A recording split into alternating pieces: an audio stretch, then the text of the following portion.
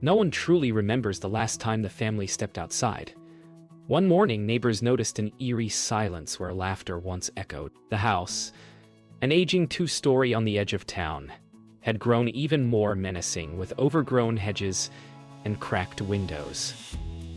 Shadows clung to its corners, as if holding secrets. Rumors whispered of strange lights flickering inside at night, of muffled cries carried by the wind, and of a family slowly vanishing into the walls themselves. By the time investigators arrived, the home was already changing, doors swollen shut, a chill emanating from the walls. It was as if the house itself had swallowed them whole, leaving only questions and the faintest imprint of their presence. The neighbors spoke in hushed tones of strange occurrences, the scent of wet cement before the house was sealed, the faint sound of hammering in the dead of night. No one had seen the family for days, but lights flickered behind drawn curtains. Some claimed to glimpse movement at the windows, fleeting shadows that never fully revealed a human form. The air around the house felt heavy, oppressive, and even the bravest avoided stepping close. It was as if the earth itself recoiled from what lay within. Investigators arrived, notebooks in hand, but they could barely penetrate the aura of dread. Each door swung open with a groan. Each floorboard creaked like a whisper. The house seemed alive, rearranging itself subtly, leaving tools, cups, and even clothing in places that defied explanation.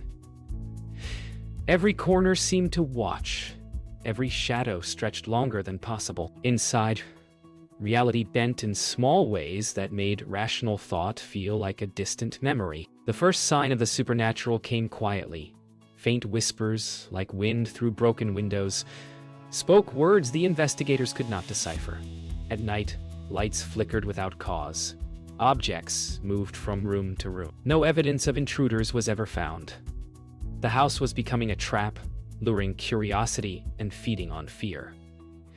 By the time word spread, the community knew. Something inside would not allow the family to leave. When the authorities finally arrived, the decision was made. The house would be sealed.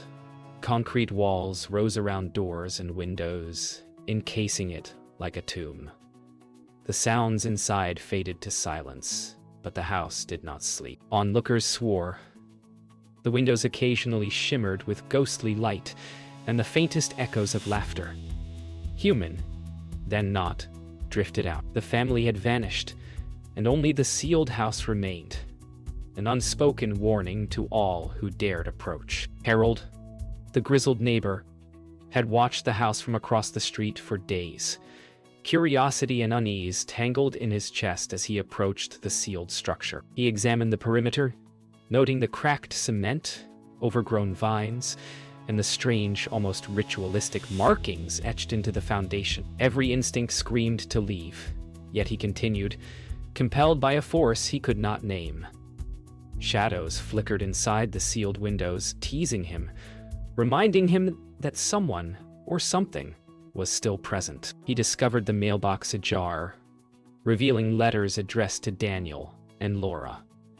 The envelopes were yellowed, edges curling, untouched for weeks. The presence of the children, Ethan and Mia, seemed to linger in the air. Tiny footprints pressed into the wet dirt outside suggested someone had tried to leave or return. Every detail whispered of interrupted lives, a normality abruptly cut off by unseen hands. Harold traced the faint sounds, creaks, whispers, and soft tapping from within the walls. He pressed an ear against the concrete, shivering as if sensing the family's presence still trapped inside. Each heartbeat echoed like a drum against stone.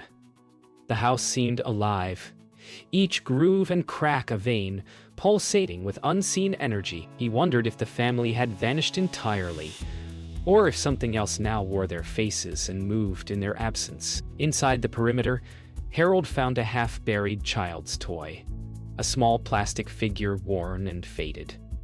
Ethan and Mia must have left it behind, though how it survived untouched for days was a mystery. The toy seemed to hum with energy, vibrating faintly under his fingers. For the first time, the danger felt immediate. The sense that whatever force lingered inside the concrete walls could reach out and touch him through even the smallest openings. As night fell, the house seemed to breathe. Shadows lengthened unnaturally across the yard, flickering in rhythm with Harold's heartbeat. He glimpsed movement behind a sealed window, two figures, small, perhaps children, moving with impossible subtlety. The memory of Daniel and Laura flickered in his mind. He stepped back, realizing the family's story was far from over, and that the house would not allow anyone to witness its secrets without consequence. Days before they vanished, the family began to unravel.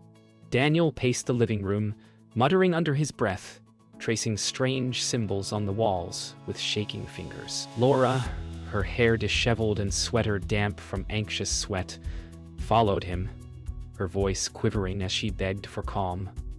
Ethan, small and withdrawn, hid beneath the stairs. Eyes wide as shadows danced across peeling wallpaper. Mia, clutching a faded doll, peeked around corners, sensing something watching from the corners. The house itself seemed to breathe, every creak of floorboards and flicker of candlelight a reminder that they were no longer alone. The night grew worse. Objects moved without explanation. Plates slid across tables. Chairs tipped without touch. Daniel's hands shook as he tried to restrain the chaos, while Laura whispered frantic prayers. Ethan hid under a blanket, listening to the whispers that seemed to come from within the walls. Mia, small and trembling, traced the shadows on her bedroom wall, convinced they were alive. Every sound, every movement fed their fear until normal life was impossible, and the house had claimed their sense of safety entirely. Fear turned to obsession.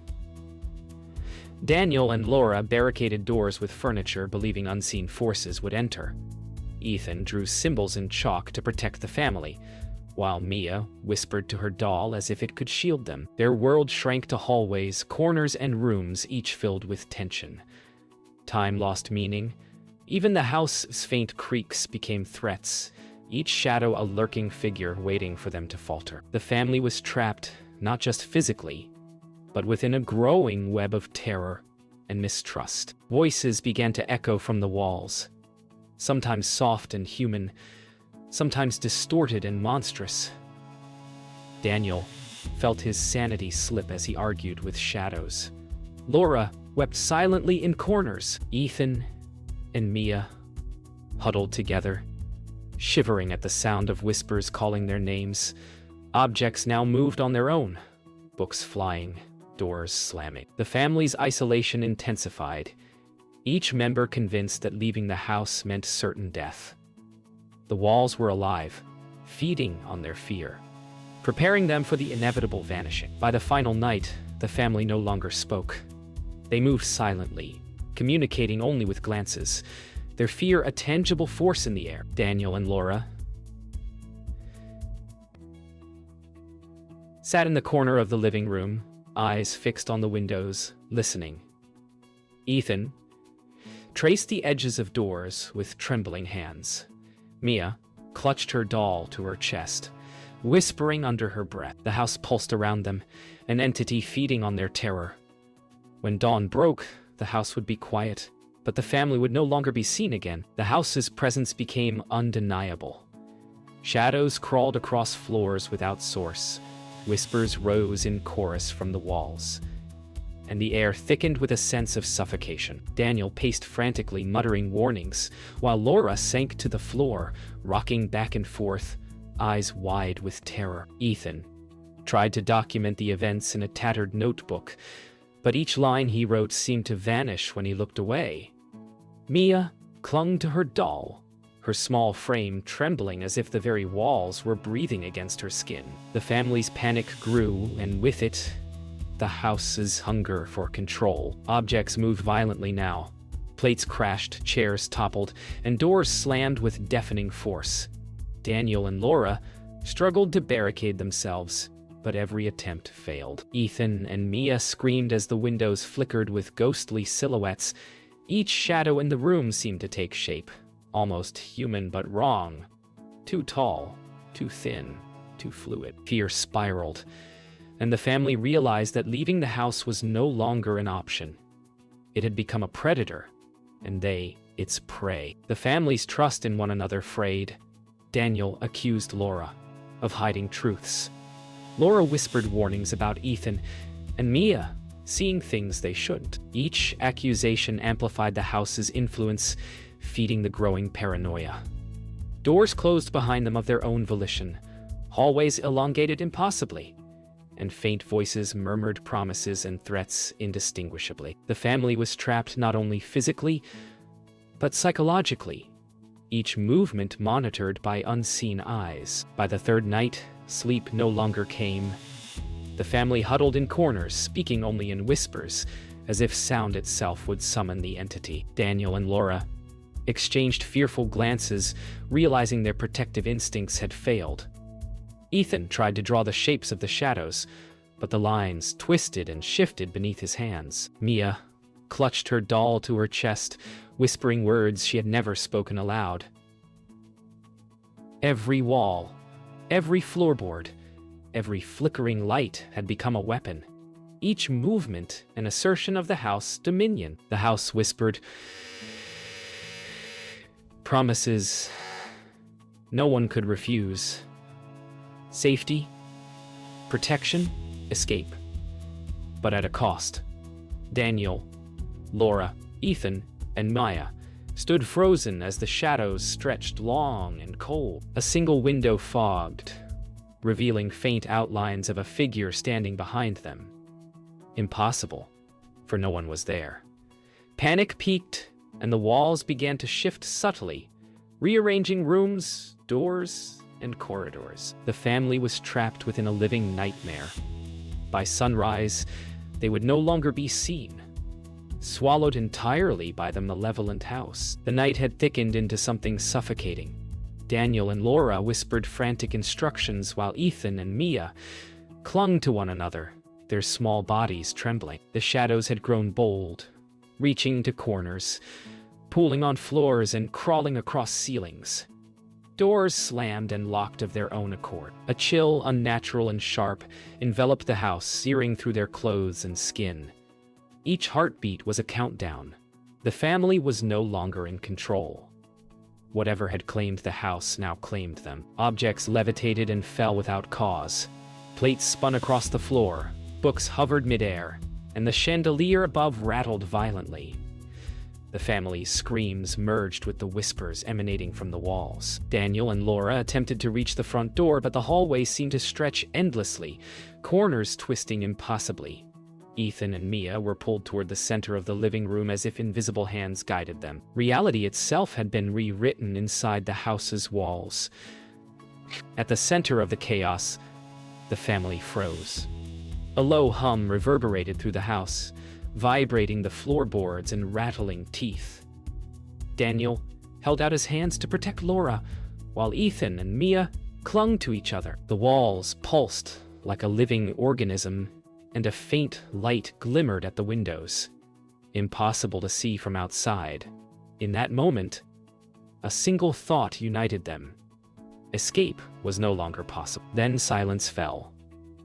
No creaks, no whispers, no movement. Only the faint echo of a heartbeat fading. The family was gone. The chairs sat upright, the toys lay scattered, the candle burned down to a stub.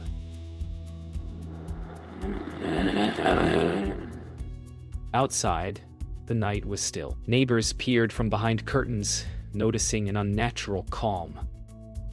The house exhaled, its hunger temporarily sated. All evidence of life inside had vanished, leaving only shadows and the unsettling impression that something human had once been there, and now was not. When authorities arrived the next morning, the house seemed ordinary, yet heavy with unease. The front door and windows were intact, but investigators noted a strange frost on the floor and walls, and tiny indentations where the children had been.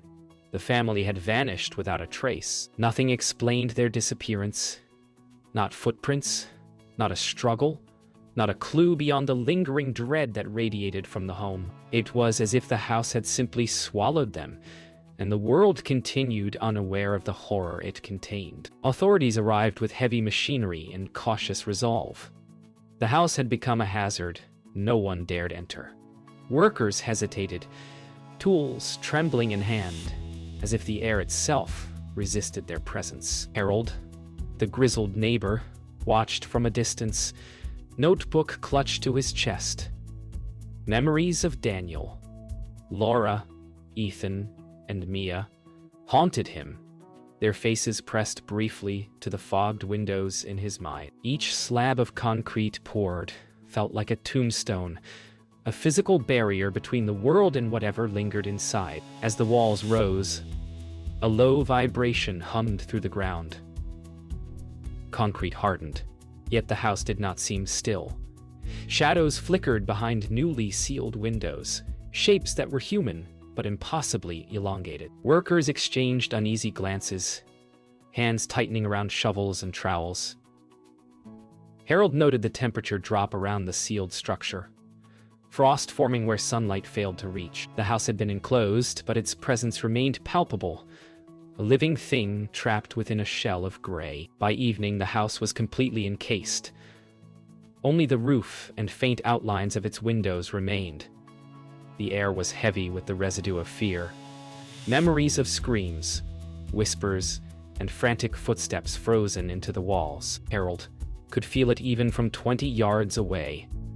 The house breathed beneath the concrete, a quiet, patient heartbeat, waiting for the next intruder. The family's faces haunted him still. Ethan, clutching a doll. Mia, huddled beside her brother, Daniel, and Laura, staring out in silent terror. They were gone, but not truly absent. Local rumors spread immediately. The house was now a monument to absence, a concrete tomb for a family that had vanished without explanation. Thrill seekers dared approach, but each step seemed resisted by invisible forces. A cold grip on shoulders, whispers curling around ears, the faint sensation of small hands brushing past. Harold knew the truth. The ceiling had contained nothing. Whatever lived inside remained, biding its time, patient and unrelenting. Even after the last slab dried, the house remained alive in whispers and shadows. People claimed to see fleeting figures in windows, even years later. The concrete had trapped the family physically, but not the fear, the memories, or the presence.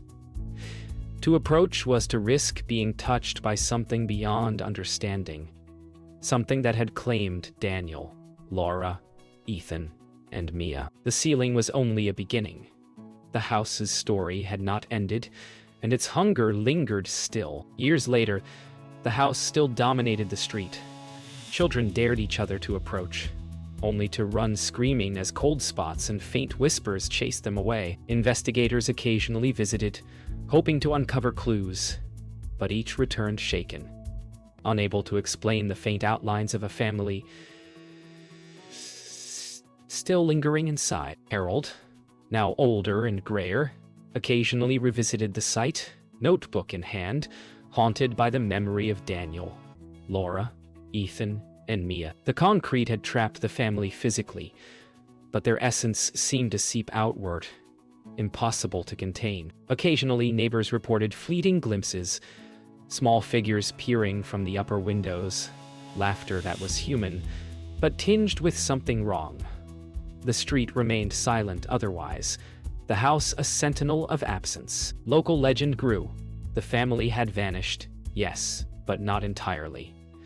The concrete could imprison walls, floors, and doors, but it could not erase what had taken root inside, the residue of fear and presence that would never leave. The house's story became a cautionary tale. Urban explorers, journalists, and thrill seekers attempted to breach the concrete walls, but none succeeded. Reports of trembling floors, faint cries, and unexplainable cold spots spread through the town. Harold swore he could hear the whispers of Daniel, Laura, Ethan, and Mia carried on the wind. The house had consumed them, Yet their memory persisted, a reminder that some mysteries were too dangerous to disturb. Even the town itself seemed altered by the house. Children avoided the street, animals hesitated at its edge, and the wind carried a subtle, mournful hum. Harold, now a weary man, recorded these details meticulously, but he knew some truths could never be fully documented. Daniel, Laura, Ethan, and Mia had vanished, leaving behind only concrete and echoes, a warning that some homes were never meant to be entered, and some disappearances never meant to be solved. The house remained a monument to fear, memory, and the unknown. People spoke of it in whispers, told children to avoid it, and wondered if the family's essence lingered forever within its concrete tomb. Daniel, Laura, Ethan, and Mia were gone from the world of the living, but their presence endured, a silent, patient force waiting for those foolish enough to disturb it. Some mysteries never end. Some houses never forget.